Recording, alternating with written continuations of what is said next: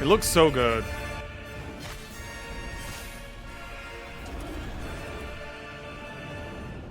Lords of the Fallen is the all-new epic dark fantasy action RPG. Set 1,000 years after the events of the original game, prepare to embark upon a perilous adventure through the aesthetics vast look lands awesome. of Mournstead, a prominent region within this sprawling world, on the brink of demonic desolation. Okay, scary bird. Stretching across its sky-scorched horizon lies the colossal hand of a deer. Okay, that is not a deer. I think it's a god called Edir. Whereas I think when I first heard about this, it was like, wait, it's the hand of Edir. Where are the antlers? Overlooked by the 5 holy beacons of the Sentinels. So there's going to be 5 zones in the game, right? Judging from this. Originally constructed to restrain the fallen god, they have been defiled by his infernal forces, and now threaten to abet his resurrection.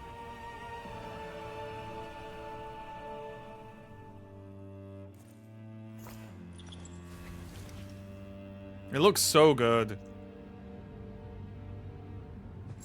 As if fate itself intervened, an ancient and all-powerful lamp has recently found itself a new bearer. You, delivering your mortal coil from the cold embrace of death and into the ranks of the Dark Crusaders.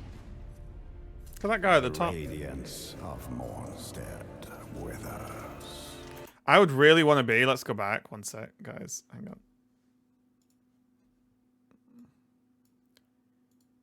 I really want to be this guy in the middle. It's such a cool look. The massive wide brimmed hat with the huge hood and cloak. Looks like a badass. Entrusted with the holiest of charges, you must restore radiance to these 5 beacons and thwart Edir's uprising. Mankind needs me now more than ever. That's a In big a boy. land overrun by demons, when the very fabric between worlds is splitting, this is no easy feat.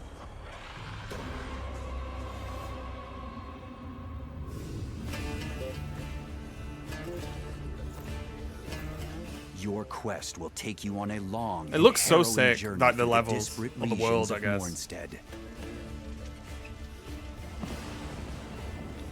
Ooh, From crossbow. Nice. forsaken fens to burning cities, cavernous mines to snow-capped forests. Each Those wolves land are is going to be a pain, distinct, you know it. but equally fraught with untold horrors, curious companions, and myriad secrets.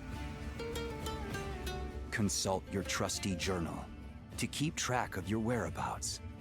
Though a word to the wise, ink and parchment will provide limited solace, especially when it comes to this world's inhospitable counterpart. See, this is the interesting bit, guy. What do you think about this? Like the 2 worlds, because every single part of the world has 2 versions, and you can travel between them. So it gets The kind lamp of cool. cross Oh, between sorry, the guys. possesses an ungodly power. The power to cross between the realm of the living, Axiom, and the realm of the dead, Umbral. Like, that is very striking, With each isn't it? reality harboring its own labyrinthine pathways, you'll need to navigate both worlds accordingly. Axiom presents its own unique challenges, but terrors beyond comprehension await in the nightmarish equivalent. Nice. Didn't roll from the grab. Another sinner. Those who embark upon this crusade must also confront the formidable champions that inhabit such realms. Oh, I hope that sword's a weapon that you can get. These fierce adversaries will not respond kindly Guy's to just your playing with his interruption of dolls. their twisted endeavors. Just an innocent person playing with some dolls. Welcome here. They will test the swiftest swordsmanship and the most adept spellcasters. Oh, So it should come with great relief to learn that the Umbral Lamp possesses yet further powers. For should you fall in Axiom, you will rise once more in Umbral. You now have one final chance to overcome your adversaries. Okay, that's The longer cool. you spend in this forsaken hellscape, the greater number of spectral horrors that will hunt you down. Wait, that's crazy. So the longer you're in the is it Umbral, the harder it gets. So you can't stay in there too. Or maybe, you know, there will be people who stay in there all game, I guess, and try and clear the game in Umbral or something. But that's kind of interesting as well, that you can put yourself in a tougher position by being in Umbral. Should 2 lives still prove inadequate, help is at hand for those whose pride This is hype. permits. Mournstead is home to a number of would-be comrades. Some will demand an errand performed before proffering a second sword, while others thirst heavier for the blood of Rogar. As for those who wish to look outside of Mournstead for a co-op companion, you can invite a second player to join your journey at any vestige. They will remain at your side for as long as you or they choose. That is so sick. That, for me, is the next step of Souls-like evolution. You could just play the whole game pretty much as co-op, from my understanding. Once you get to wherever the first vestige is, you summon a friend in, and you could just play out the whole game. There's no, like, limitations or zone limitations. You're just in the game with your friend, and I think that is insane in a good way. Because like sometimes, especially for people who say aren't good at Souls, or, you know, like the idea of the game but struggle, you can just play the whole game with a friend. And I think that is such a big brain move from the devs, that I think this game will naturally be successful almost because of that one feature.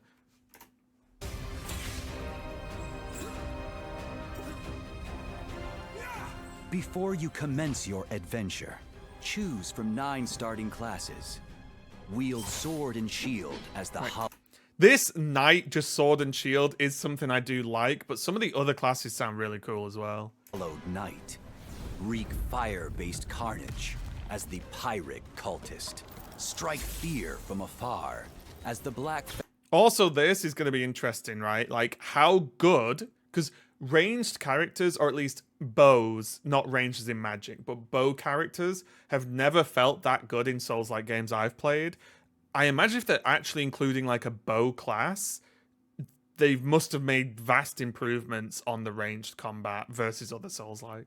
Feather Ranger, or pick from one of the other prospective heroes. See, that guy While looks these cool. are initially all varied in moveset and equipment, you are free to develop your character however you see fit.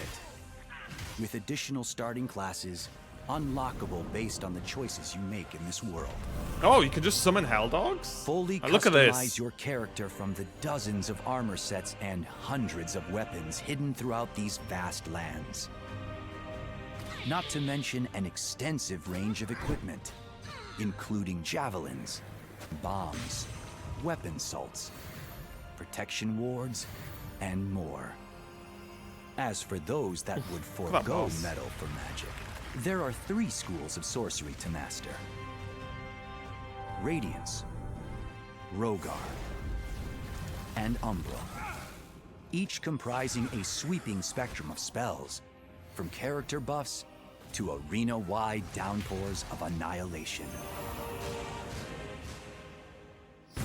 I'd be a Radiance gamer if I was going magic. An epic adventure full of peril, wonder, awe, and revelation. It looks Coursing so through good. The very realms of the living and dead awaits.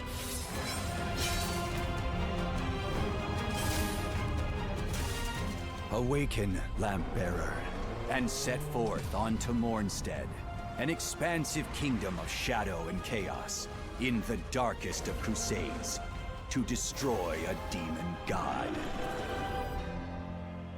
In light, we walk. Yeah, I think that looks so good. I honestly wonder if there's going to be difficulty settings as well, because that's really interesting. Because obviously having 2 players must be easier than having one a lot of the time, right? Unless there's friendly fire in the game, which would be hilarious. But I wonder if it's gonna be like a harder difficulty because, for example, it was on about buffs, like magic buffs you can have. So I would love to like co-op, and I could be like Radiant, cleric / paladin style, and buff the teammate, and then we fight like bosses and stuff. I think that would be really good. So this is one game I can happily say that I will be getting on release, and we will be streaming it. So we'll have to see. Fingers crossed, because I think the potential is through the roof. This could be, we've been playing Lies of P recently, but this could be like the best Souls-like game that isn't actually a Dark Souls game, right? So yeah, fingers crossed on that one.